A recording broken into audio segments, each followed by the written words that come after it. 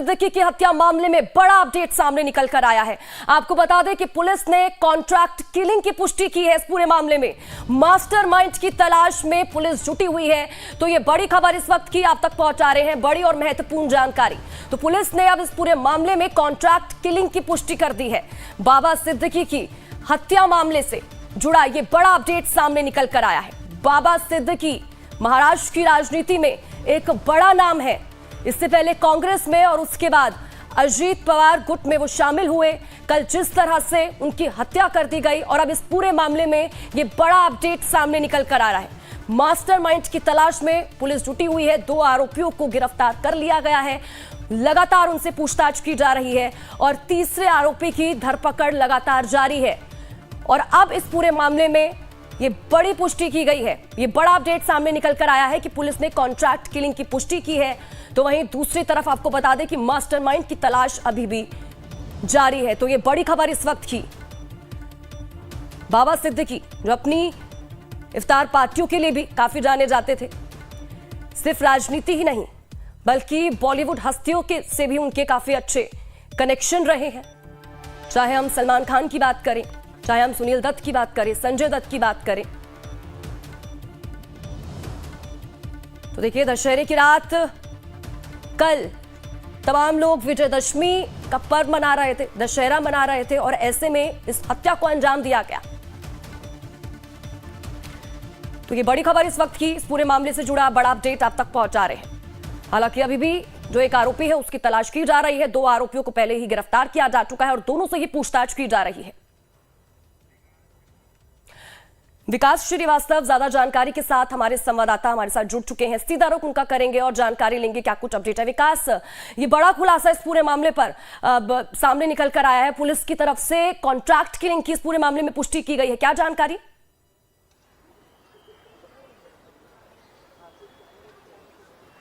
बिल्कुल, देखिए, मुंबई पुलिस ने इस बात की पुष्टि कर दी है कि जिन लोगों को गिरफ्तार किया गया है वो कॉन्ट्रैक्ट किलर्स हैं और ये पूरा मामला जो है कॉन्ट्रैक्ट किलिंग का है। मतलब इनको पैसे दिए गए थे बाबा सिद्दीकी को एलिमिनेट करने के लिए।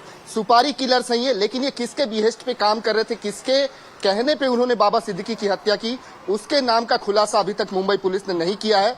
उसी को मास्टरमाइंड कहा जा रहा है और मास्टरमाइंड की तलाश में मुंबई पुलिस की 5 टीमें, क्राइम ब्रांच की 5 टीमें जो हैं देश के अलग अलग हिस्सों में भेज दी गई हैं। मैं बता दूं कि हत्या 3 लोगों ने मिलकर की है, जिसमें से तीसरा व्यक्ति जो है वो फरार है, लेकिन उसकी तस्वीर जो है वो पब्लिक डोमेन में जानबूझकर डाली गई है ताकि उसकी धरपकड़ करने में आसानी हो, लोग उसे पहचान सकें। तो 3 में से 2 लोग तो इस समय पुलिस की गिरफ्त में है, लेकिन एक जो है वो फरार है। उसे भी पुलिस पकड़ लेगी ऐसा पुलिस का भरोसा है। लेकिन इतना तय है कि ये कॉन्ट्रैक्ट किलिंग है। मोटिव क्या है इस हत्या के पीछे का, वो अभी साफ नहीं हो पाया है। हमको ये जानकारी मिली है कि अब से थोड़ी देर बाद मुंबई पुलिस एक ब्रीफिंग करेगी, मीडिया को ब्रीफ करेगी और इस पूरे मामले की जानकारी देगी कि ये कॉन्ट्रैक्ट किलर कहां से आए थे, 2 आरोपियों को पहले ही पकड़ा जा चुका है, दोनों से पूछताछ की जा रही है। जो तीसरा आरोपी है उसको लेकर कोई जानकारी अभी तक सामने निकल कर आ पाई है क्या?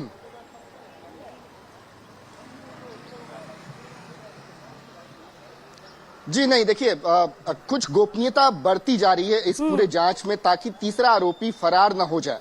ये खुद हमें कुछ पुलिस अधिकारियों ने बताया। उन्होंने ये कहा कि दो आरोपी जो गिरफ्तार हुए हैं उनसे बहुत ही पुख्ता जानकारियां, बहुत ही महत्वपूर्ण जानकारियां हमें हाथ लगी हैं। मसलन कितने पैसे मिले उनको ये करने के लिए, किसने दिए, कौन कौन शामिल था, इसकी प्लानिंग कितने दिनों से की गई। उन्होंने ये तक बताया कि 25 से 30 दिन पहले से वो जगह की विकास में लौटती हूं आपके पास, लेकिन इस बीच एक और बड़ी खबर अपने दर्शकों तक पहुंचा दे। बड़ी जानकारी इस वक्त की जो सामने निकल कर आ रही है, बड़ी खबर, हत्या के तीसरे आरोपी की पुलिस ने पहचान कर ली है। ये बड़ा अपडेट इस पूरे मामले में सामने निकल कर आ रहा है। तो बहराइच के शिव कुमार के रूप में तीसरे आरोपी की पहचान हुई है। बड़ी जानकारी, तीसरे आरोपी की तलाश में पुलिस जुटी हुई है अभी भी और अभी जो जानकारी सामने निकल कर आई है कि उसकी पहचान कर ली गई है। 2 आरोपियों को पहले ही गिरफ्तार किया जा चुका है जिनसे लगातार पूछताछ की जा रही है और तीसरे आरोपी की पुलिस ने पहचान कर ली है। लगातार तीसरे आरोपी को पकड़ने की कोशिश पुलिस की तरफ से की जा रही है। बताया जा रहा है कि बहराइच के शिव कुमार के रूप में तीसरे आरोपी की पहचान हुई है। विकास हमारे संवाददाता हमारे साथ जुड़े हुए हैं। विकास, तीसरे आरोपी की तलाश में ठीक है, विकास के पास मैं आऊंगी, लेकिन ये लगातार बड़ी जानकारी अपने दर्शकों तक पहुंचा रहे हैं। आपको बता दें कि 2 आरोपियों को पहले ही पुलिस गिरफ्तार कर चुकी है। दोनों से पूछताछ की जा रही है। लॉरेंस बिश्नोई गैंग से वो जुड़े हुए हैं, उनकी तरफ से ये कहा गया। अरशद कुदुस बहराइच से हमारे साथ जुड़ चुके हैं। अरशद, कब सीधा रुख करेंगे? अरशद, बहराइच के शिव कुमार के रूप में तीसरे आरोपी की पहचान हुई है, क्या जानकारी इसको लेकर? ये मुंबई कांड हुआ है, इसमें 2 आरोपी बहराइच के बताए जा रहे हैं। दोनों एक ही गांव के हैं, कैसरगंज इलाके के ये दोनों रहने वाले हैं। धर्मराज कश्यप, जिसे पुलिस ने गिरफ्तार किया है, वो भी कैसरगंज इलाके के ही रहने वाले हैं। और जो तीसरा आरोपी है जो फरार चल रहा है, शिव कुमार उर्फ शिवा नाम बताया जा रहा है इसका, ये फरार है। ये भी कैसरगंज के ही रहने वाला है, कैसरगंज के कुंडासर इलाके के ये दोनों रहने वाले हैं। फिलहाल अभी इस पूरे मामले में पुलिस कुछ भी कहने से बच रही है। आधिकारिक तौर पर इसकी कोई पुष्टि नहीं हुई है, लेकिन जो गिरफ्तार अभियुक्त है धर्मराज कश्यप, उससे जो इंटरोगेशन हुई है, जो पूछताछ हुई है, उसके बाद जो तीसरे आरोपी का नाम सामने निकल कर आया है वो शिव कुमार के रूप में आया है। और शिव कुमार भी कैसरगंज के ही उसी गांव के रहने वाले हैं जहां का धर्मराज कश्यप रहने वाला। अब अरशद, ये भी जानकारी दीजिएगा, क्योंकि इससे पहले जब जो 2 आरोपी पकड़े गए हैं, जो अब हरियाणा का रहने वाला है, उसको लेकर जानकारी सामने निकल कर आई थी कि उसके ऊपर पहले से ही कई केस दर्ज हैं। जो तीसरे आरोपी की अभी पहचान हुई है, क्या इसको लेकर कोई इंफॉर्मेशन उसके अलावा मिल पाई है क्या? देखिए, पुलिस लगातार जांच की बात कह रही है और अभी फिलहाल आधिकारिक तौर पर कुछ नहीं, सारे दस्तावेज खंगाले जा रहे हैं। इनके आपराधिक इतिहास को खंगाला जा रहा है कि कहीं इनके ऊपर भी कोई मुकदमे दर्ज थे कि नहीं थे। चाहे वो धर्मराज कश्यप की बात कर लें या जो तीसरा आरोपी फरार है, फिलहाल हालांकि पुलिस लगातार इस प्रयास में है कि उसको भी गिरफ्तार किया जाए। तो फिलहाल अभी ऐसी कोई अपडेट नहीं आई है। हालांकि ये बताया जाता है कि धर्मराज कश्यप अभी होली के समय ही मुंबई गया था और वहां ये लोग कबाड़ का काम करते थे। इसी बीच अब जो ये कल हत्याकांड हुआ, इसके बाद इनका इस सनसनीखेज वारदात में इनका नाम सामने आया है। फिलहाल अभी आधिकारिक तौर पर इनके कितने मुकदमे दर्ज हैं या क्या है, या इनकी क्या भूमिका रही है, या किस तरह से चीजें हैं, उसको अभी क्लियर नहीं किया गया है। ठीक है अरशद, मैं लौटूंगी आपके पास। प्रशांत का रुख कर लेते हैं, प्रशांत भी हमारे साथ जुड़े हुए हैं। प्रशांत, इस बीच इस मामले की बात करें तो क्या दिल्ली पुलिस की तरफ से भी कोई सहयोग किया जा सकता है, मदद किया जा सकता है इस पूरे मामले में? देखिए, जो 5 टीमें रवाना हुई हैं उनमें एक टीम जो है वो लगातार दिल्ली पुलिस के स्पेशल सेल के कांटेक्ट में है और दिल्ली पुलिस के स्पेशल सेल से हेल्प मांगी गई है मुंबई क्राइम ब्रांच के द्वारा, और मुंबई क्राइम ब्रांच को पूरा हेल्प देने का वादा भी किया है दिल्ली पुलिस की स्पेशल सेल ने। चूंकि शक की जो सुई है वो लॉरेंस बिश्नोई पे आके टिक गई है और माना यह जा रहा है कि कहीं मास्टरमाइंड यही तो नहीं है जिसने किसी के इशारे पे इन लोगों से कॉन्ट्रैक्ट किलिंग करवाई है। और इसी बिंदु की जांच करवाने के लिए जो स्पेशल सेल की जो टीम है वो एक जो टीम है सेल की टीम वो जाने वाली है आज दोपहर के बाद मुंबई। और यह भी माना जा रहा है कि एक मुंबई की क्राइम ब्रांच की जो टीम है वो दिल्ली के तिहाड़ जेल में जहां पे लॉरेंस बिश्नोई बंद है उससे पूछताछ करने आ सकती है। तो ये 2 अपडेट हैं दिल्ली पुलिस की तरफ से। अब चूंकि हमारी नजरें बनी हुई हैं, जैसे ही इसमें कुछ और भी होगा तो हम जरूर बताएंगे। लेकिन इस पूरे हत्याकांड का जो सुई है, जैसा कि बता भी रहे थे कि प्रेस कॉन्फ्रेंस एक मुंबई पुलिस करने वाली है लगभग आधे घंटे बाद, तो जो सुई है, केंद्र बिंदु की सुई है, वो दिल्ली के तिहाड़ पे आके टिकी है। उस तिहाड़ पे जांच पूछ जो है वो मुंबई की क्राइम ब्रांच भी करेगी और दिल्ली पुलिस की स्पेशल सेल भी इसमें पूरा हेल्प देने की बात कर रही। तो अब देखना यह है कि इससे पर्दा कब उठता है और स्पेशल सेल के हेल्प से कितना जो है वो क्राइम ब्रांच आगे बढ़ पाता है, ताकि बाबा सिद्दीकी के जो मर्डरर्स हैं, जो असली चेहरा है वो सामने आ सके। ठीक है प्रशांत जी, मैं लौटती हूँ आपके पास। विकास का एक बार फिर से रुक कर लेती हूँ। विकास, अब क्योंकि 2 आरोपी पकड़े जा चुके हैं, तीसरे आरोपी की पहचान हो चुकी है, जल्द से जल्द कोशिश ये भी की जा रही है उसको पकड़ लिया जाए, लेकिन बताया जा रहा है कि काफी लंबे समय से ये मुंबई में रह रहे थे, रेकी इनकी तरफ से की जा रही थी, ना सिर्फ बाबा सिद्दीकी के घर के बाहर की बल्कि उनके दफ्तर के बाहर की भी लगातार रेकी वो कर रहे थे। कब से ये लोग वहां रह रहे थे, किस किस के संपर्क में थे, क्या इसको लेकर कोई जानकारी आ पाई है क्या सामने? लोकेशन पाठवलं तुम्ही ना, एक काम करेन, रस्त्याच्या कॉर्नरवर उभे राहा, बॉडी निघाली जी बिल्कुल, देखिए ये टिपिकल मोडस ऑपरेंडी है कि जब इस किस्म की कोई कॉन्ट्रैक्ट किलिंग दी जाती है तो उसे एग्जीक्यूट 1 या 2 दिन में नहीं किया जाता, बल्कि इसके पहले बहुत तैयारी की जाती है। और ऐसा हमने इसके पहले भी कई मामलों में देखा है। सलमान खान के घर भी जब फायरिंग हुई थी तो जांच में ये निकलकर सामने आया था कि हमलावरों ने, जिन लोगों ने गोली चलाई थी सलमान खान के घर के ऊपर, वो बीते 4-5 दिन से लगातार उस इलाके की रेकी कर रहे थे और ये टटोल रहे थे कि किस समय पुलिस का डिप्लॉयमेंट वहां पर बहुत कम होता है, कब लोग सोते होते हैं, कब उनके प्राइवेट गार्ड जो होते हैं वो लगभग रिलैक्स कर रहे होते हैं, उस समय जाकर उन्होंने गोलियां दागी। तो ये टिपिकल मोडस ऑपरेंडी है। हमें ये बताया गया इस मामले में, बाबा सिद्दीकी वाले मामले में, कि 25 से 30 दिन तक इन्होंने रेकी की है। उन्हें बाबा सिद्दीकी का कंप्लीट शेड्यूल पता था कि वो कब कहां होते हैं, किसके साथ होते हैं, उनका दफ्तर जाना कब होता है, उनके पॉलिटिकल एंगेजमेंट्स क्या होते हैं, ये तमाम चीजें वो कई दिनों से नोटिस कर रहे थे। और एक ऐसी जगह उन्होंने चुनी जहां पर उन पर हमला करना बहुत आसान था। एक भीड़ भाड़ वाली जगह थी, शोर शराबे वाली जगह थी, पटाखों की आवाज में बंदूक की आवाज दबा दी गई और उसके बाद वहां से फरार होने में वो कामयाब हो गए। और इसी वजह से उन्होंने इस चीज को सक्सेसफुली एग्जीक्यूट करने के लिए काफी पहले से इसकी प्रिपरेशन की है, ऐसा मुंबई पुलिस के हमारे सूत्र बता रहे हैं। 2 आरोपी बांद्रा क्राइम ब्रांच के लॉकअप में बीती रात उनसे सघन पूछताछ की गई है, हर चीज पूछी गई है उनसे, और उनसे निकलकर जो महत्वपूर्ण जानकारियां निकलकर सामने आ रही हैं उसके आधार पर तीसरे आरोपी की तलाश जो है वो सरगर्मी से शुरू की जा चुकी है। मुंबई पुलिस इस बात को लेकर बिल्कुल कॉन्फिडेंट है कि तीसरा आरोपी भी जो है जल्द गिरफ्त में आ जाएगा। उसके वेयर अबाउट्स के बारे में उन्होंने पता लगा लिया है। बहरहाल इस वक्त गहमागहमी बहुत बढ़ गई है। मैं आपको बता दूं, मैं इस समय बाबा सिद्दीकी के निवास स्थान पर हूं, बांद्रा के पाली हिल इलाके में। मेरे पीछे आप ये जो माकबा हाइट्स नाम की इमारत देख रहे हैं, दरअसल यही बाबा सिद्दीकी का रेसिडेंस था और इसी इमारत की सबसे ऊपरी मंजिल जो है उस पर बना पेंट हाउस वही रेसिडेंस है बाबा सिद्दीकी का।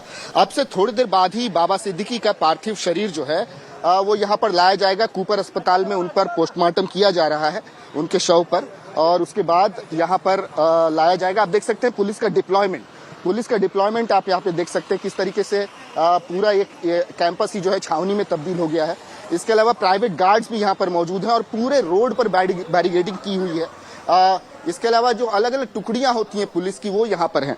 ये सब इसलिए किया गया है कि चूंकि वो एक बहुत ही वेल कनेक्टेड नेता थे, पॉपुलर नेता थे, तो लोग भावना में आकर यहाँ पर ज्यादा भीड़ इकट्ठी ना कर लें। उनका जब प्रोसेशन यहाँ से निकलेगा, जब उनकी शव यात्रा यहाँ से निकलेगी, तो बहुत ज्यादा भीड़ यहाँ पर इकट्ठी ना हो जाए और लोगों को गैर सहूलियत ना हो, इसके लिए भी ये डिप्लॉयमेंट देखने में आ रहा है। तो ये सारी चीजें तो हैं, लेकिन पैरेलली इन्वेस्टिगेशन भी चल रहा है और इन्वेस्टिगेशन पुलिस कह रही है कि एकदम सही दिशा में है। और इसी वजह से उन्होंने आश्वासन दिया है कि जैसे ये 2 आरोपी कोर्ट में प्रोड्यूस कर दिए जाएंगे, जब उनकी रिमांड हमें मिल जाएगी, तब हम मीडिया से बात करेंगे, मीडिया को ब्रीफ करेंगे और मीडिया को बताएंगे कि इसके पीछे का मोटिव क्या है, कितने पैसे लेकर बाबा सिद्दीकी को एलिमिनेट करने का काम इन 2 हत्यारों ने किया। 3 हत्यारे मैं कहूंगा, एक तो फरार है, लेकिन और इसके पीछे का आखिरकार मोटिव क्या है, मतलब क्या वजह हो सकती है, किसी की खुन्नस, कोई पर्सनल राइवलरी, कोई प्रॉपर्टी डिस्प्यूट, या क्या ये वजह जो है उस प्रेस कॉन्फ्रेंस। ठीक है विकास, लौटती हूं आपके पास। अमित पटना से हमारे साथ लाइव जुड़े हमारे संवाददाता, पटना का अमित का रुख कर लेते हैं। अमित, जिस तरह से कई थियरीज पूरे मामले में सामने निकल कर आ रही है, अगर इस मामले को लेकर अपडेट जानना चाहें तो आपके पास क्या कुछ अपडेट सबसे पहले तो ये बताइएगा।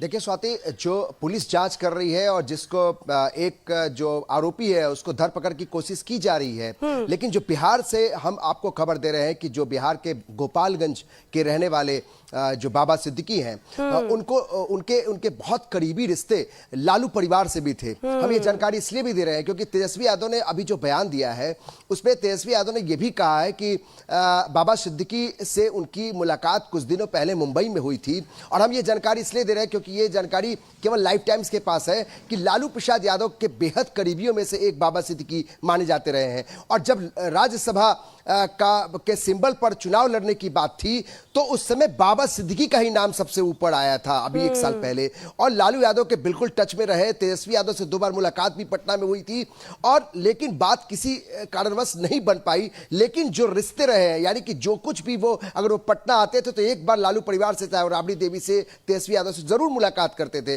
तो तेजस्वी यादव को इस बात का बेहद दुख है कि ऐसे समय में जब दशहरा का समय और बाबा सिद्दीकी की हत्या कर दी जाती है, वैसे शहर में, जिस शहर में पुलिस दावा करती है कि वहां पे कानून व्यवस्था बहुत मजबूत है। तेजस्वी यादव ने इस तरफ भी इशारा कर दिया है कि राज्य सरकारों को कम से कम कानून व्यवस्था को लेकर वो ज्यादा ध्यान देना चाहिए। एक तरीके से एक तीर से कई निशाने तेजस्वी यादव ने किया है। राज्य सरकारों का चर्चा करके इसका मतलब उन्होंने बिहार पे भी एक तरीके से इशारा किया है कि न सिर्फ बिहार बल्कि महाराष्ट्र में जहां भी एनडीए शासित प्रदेश है, जो सरकारें हैं, वहां पे कानून व्यवस्था चरमराई हुई है, वहां पर ध्यान देने की जरूरत है। यह तेजस्वी यादव की तरफ से ऑफिशियल बयान आता है। तो दो चीजें हैं, एक तो बाबा सिद्दीकी के ताल्लुक बिहार से है और बिहार में जो उनके चाहने वाले, उनके परिवार, उनके जो रिश्तेदार हैं, वो काफी गमजदा है। लेकिन जो एक सियासत है, वो बड़ी सियासत भी, एक लकीर भी खींच दी गई है, क्योंकि आरजेडी विपक्ष में बैठी है बिहार में, वो समझती है कि महाराष्ट्र में किसकी हुकूमत चल रही है। तेजस्वी यादव सबसे बड़े नेता है आरजेडी के,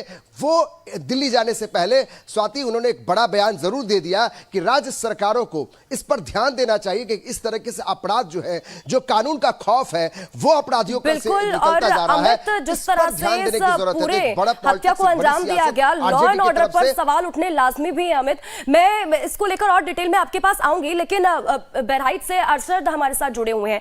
अरशद का एक बार फिर से रुक कर लेते हैं। अरशद, क्योंकि तीसरे आरोपी की पहचान हो चुकी है, लगातार कोशिश की जा रही है कि जल्द से जल्द उसे भी पकड़ लिया जाए, लेकिन अगर इस बीच तीसरे आरोपी की बात करें, क्या उसको लेकर कोई जानकारी और कुछ आ पाई है? उसके परिवार में और कौन कौन था? और इसके अलावा कि क्या पुलिस उसके घर पर पहुंचेगी, कितनी देर में पहुंचेगी, इसको लेकर कोई अपडेट?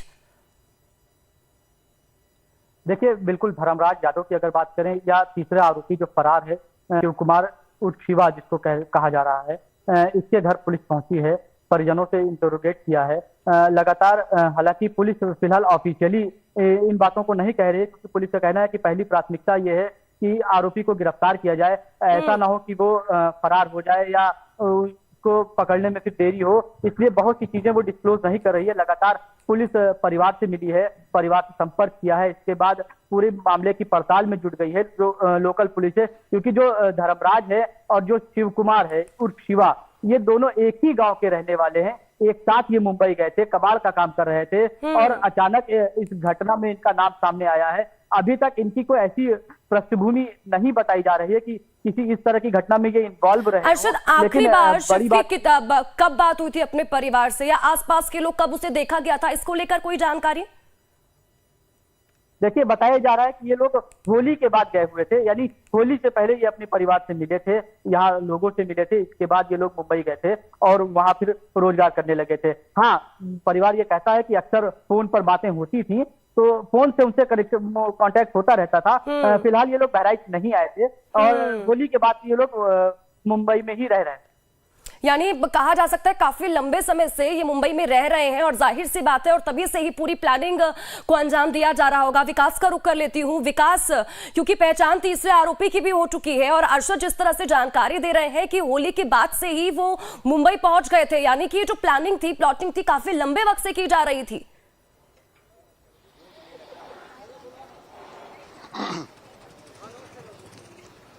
देखिए, प्लानिंग 25 से 30 दिन पहले से की जा रही थी, इसकी हमें जानकारी है। उनका रहना कब से हो रहा था, इस बारे में अभी तक कोई भी आधिकारिक जानकारी नहीं मिली है। जैसा हमारे बहराइच के संवाददाता बता रहे हैं, यकीनन वो मार्च से यहाँ पर रह रहे होंगे, लेकिन उन्हें ये किलिंग का कॉन्ट्रैक्ट कब दिया गया, इस पर अभी तक पुलिस ने कुछ नहीं कहा है। लेकिन जैसा कि मैंने बताया कि एक बहुत टिपिकल मोडस ऑपरेंडी है कि जब भी इस किस्म की कॉन्ट्रैक्ट किलिंग का ऑर्डर दिया जाता है, तो पहले थोड़ा सा रेकी की जाती है, पहले समझा जाता है कि किस तरीके से इस पूरे एलिमिनेशन को एग्जीक्यूट करना है, मतलब अपने शिकार को कैसे टारगेट करना है। और उसी नाते जब मुंबई पुलिस के सूत्रों से हमारी बात हो रही थी, तो उन्होंने हमें बताया कि 25 से 30 दिन ये बांद्रा इलाके में अलग अलग ठिकानों पे जाते थे। इन्हें कंप्लीट शेड्यूल के बारे में पता था बाबा सिद्दीकी के, कि कब वो घर पर होते हैं, कब दफ्तर में होते हैं, उनके पॉलिटिकल एंगेजमेंट्स क्या होते हैं, दिन भर में कितने लोगों से मिलते हैं। तो ये तमाम चीजें जानने के बाद उन्होंने एक ऐसा दिन चुना जिस समय वहां पे बहुत भीड़ भाड़ है, जिस समय वहां पे बहुत शोर शराबा है, और उन्हें पता था कि गोलियां दाग कर वो आसानी से उस भीड़ भाड़ में फरार हो सकते हैं। तो ये पूरी मोडस ऑपरेंडी है। तो 25 से 30 दिन पहले से इसकी योजना बनाई गई होगी, ये कहना सही है। लेकिन ये कॉन्ट्रैक्ट कब दिया गया इनको, इसके बारे में कोई आधिकारिक पुष्टि नहीं हो पाई है। जी ठीक है, मैं लौटती हूँ विकास जी आपके पास। प्रशांत जी भी लगातार हमारे साथ बने हुए हैं दिल्ली से लाइव। प्रशांत जी, क्योंकि इस पूरे मामले को लेकर राजनीति भी खूब हो रही है, हालांकि बीजेपी की तरफ से और अजीत पवार को आपने सुना, उनकी तरफ से ये भी कहा गया कि इस पूरे मामले पर राजनीति ना की जाए, लेकिन मैं यहाँ पर आपसे ये भी जानना चाहूंगी, महाराष्ट्र की अगर राजनीति को हम देखें तो बाबा सिद्दीकी का जाना, उनकी हत्या होना किस तरह से प्रभाव आने वाले चुनाव में डाल सकती है?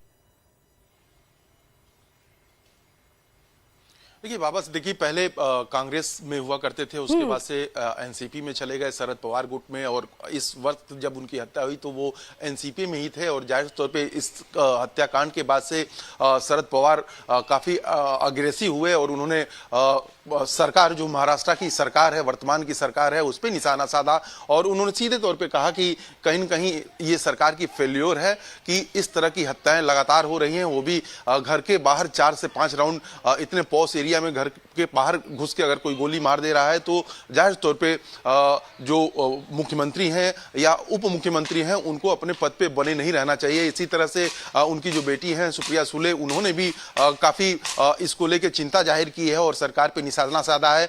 लगभग 1 घंटे पहले राहुल गांधी ने इस पूरे घटनाक्रम को लेकर एक ट्वीट भी किया है और एक प्रेस कॉन्फ्रेंस थोड़ी देर बाद ही इमरान प्रतापगढ़ी, जो महाराष्ट्र से सांसद के रूप में आते हैं, कांग्रेस के नेता हैं, वो भी एक करने वाले हैं कानून व्यवस्था को लेकर, चूंकि ये जो हत्याकांड है वो महाराष्ट्र की वर्तमान में सरगर्मी को बढ़ाने वाला है। कारण सिर्फ ये है कि महज 2 महीने के अंदर महाराष्ट्र में चुनाव है और उस चुनाव से ऐन वक्त पहले ये जो हत्या है वो कहीं न कहीं सरकार के लिए एक सरकार पे भारी पड़ने वाला है। भारी इस वजह से पड़ने वाला है कि जितना महागठबंधन की टीमें हैं उनमें सब में सबसे अच्छे ताल्लुकात बाबा सिद्दीकी के थे। अभी जैसा कि अमित भी बता रहे थे कि लालू परिवार से किस तरह से वो क्लोज थे। अभी पवन खेड़ा ने एक ट्वीट किया उनके साथ एक फोटो के साथ कि 30 साल पहले की मुलाकात थी और किस तरह से वो हंसमुख इंसान थे। इसी तरह राहुल गांधी जो आला कमान है कांग्रेस के, उन्होंने ट्वीट किया और उनके साथ अपने संबंधों को बताया। तो आप समझ सकती हैं कि कांग्रेस हो, एनसीपी हो, राजद हो, ये तमाम बड़े पार्टियों के बड़े चेहरों के साथ उनके अच्छे ताल्लुकात थे और उन ताल्लुकात को देखते ही जो महागठबंधन की पूरी टीम है, आप यूं कह सकती हैं, वो एग्रेशन में आने वाली है। और कहीं बीजेपी लगातार बने हुए। अमित जी, अब जिस तरह से अगर हम बाबा सिद्दीकी की बात करें, उससे पहले आप भी जानकारी दे रहे थे, जो वहां पर लोग उन्हें जानते हैं, जो उन्हें पहचानते हैं, जो उनसे मिलने वाले थे, वो क्या कह रहे हैं?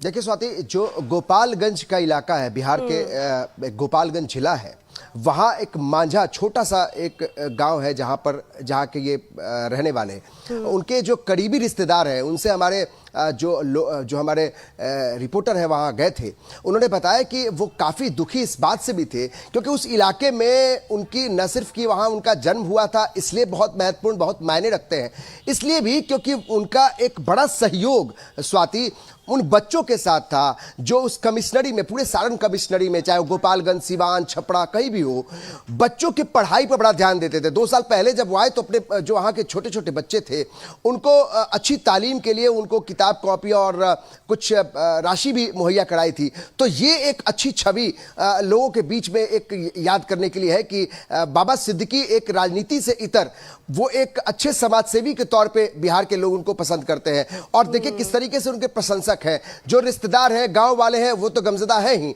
अगर आप लालू परिवार की बात करें, क्योंकि देखिए आप दिल्ली और मुंबई में जो उनके रिश्ते थे तो थे ही, लेकिन बिहार में लालू परिवार से उनके अच्छे रिश्ते रहे हैं। और लालू यादव ने खुद अभी दुख जताया है और उन्होंने एक तरीके से कहा है, उनके और उनकी पत्नी राबड़ी देवी ने, कि भाई एक अच्छे व्यक्ति की मौत हुई है और इस हत्या की कहीं कड़ी निंदा की है। और तेजस्वी यादव ने खुलकर बोला है कि राज्य सरकारों को देखना चाहिए कि इतने बड़े शहर में और इतने बड़े नेता जिनको व्हाइट कैटेगरी की सुरक्षा मिली हुई थी, बावजूद इसके कैसे वो रेकी करके इतनी बड़ी हत्या को अंजाम देते हैं। तो कहीं ना कहीं सवालों के घेरे में सरकारें हैं, वो सरकार जो वहां की मौजूदा सरकार है, और जाहिर है जो विपक्ष में स्वाति बैठी हुई पार्टियां हैं, वो ऐसे मौकों पर बड़ी राजनीति करके घेराबंदी करने के लिए जो महाराष्ट्र की सरकार है यानी एनडीए की सरकार है, उसको घेरने में कोई कोर कसर नहीं छोड़ने वाली। और तेजस्वी यादव ने एक तरीके से ये इशारा भी कर दिया है स्वाति।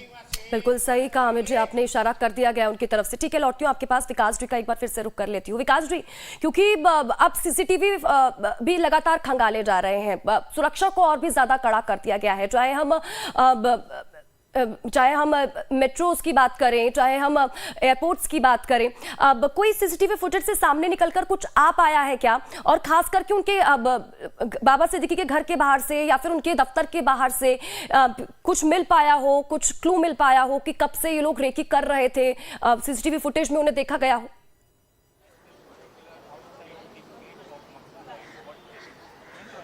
जी बिल्कुल, देखिए सीसीटीवी फुटेज हासिल किए गए हैं। वहां पर लगे तकरीबन 13 कैमरों से, जो कि अलग अलग एंगल से थे। कुछ में तस्वीरें साफ नहीं आई हैं, कुछ में तस्वीरें साफ हैं, लेकिन उनका वॉल्यूम इतना ज्यादा है कि उनको खंगालने में वक्त लग सकता है। लेकिन आपने चूंकि सुरक्षा की बात की, सुरक्षा बढ़ाए जाने की बात की, तो मैं बता दूं कि इस घटना के बाद से ही सबसे पहले सलमान खान की सुरक्षा जो है वो बढ़ाई गई। उनके घर पे एडिशनल फोर्स जो है डिप्लॉय किया गया है। और इसके साथ ही हमें ये भी जानकारी मिली है कि उनकी जो बिग बॉस की शूटिंग चल रही थी मुंबई के गोरेगांव इलाके में, वो शूटिंग जो है वो फिलहाल रोक दी गई है और आने वाले कुछ दिन वो और नहीं चलेगी। तो एहतियातन ये कदम मुंबई पुलिस की तरफ से लिया गया है। और इसके साथ ही सीएम आवास मतलब वर्षा पर भी एडिशनल फोर्स डिप्लॉय किया गया है। पुलिस को यह अंदेशा है कि बाबा सिद्दीकी की हत्या का मुद्दा एक राजनीतिक मुद्दे में तब्दील होगा और लोग अपना आक्रोश जताने, हो सकता है कि सीएम निवास पर पहुंचने शुरू हो जाएं, कुछ पॉलिटिकल गैदरिंग वहां पर होनी शुरू हो जाए, तो उसे रोकने के लिए वहां पर भी पुलिस जो है डिप्लॉय की गई है। तो इस किस्म से जो है सुरक्षा बढ़ाई गई है, सलमान खान की भी, सीएम आवास की भी, और सीसीटीवी जो है लगातार खंगाले जा रहे हैं ताकि कुछ और क्लू मिल सके इस हत्या के बारे में कि आखिरकार यह हत्या को अंजाम कैसे दिया गया। चश्मदीदों के बयान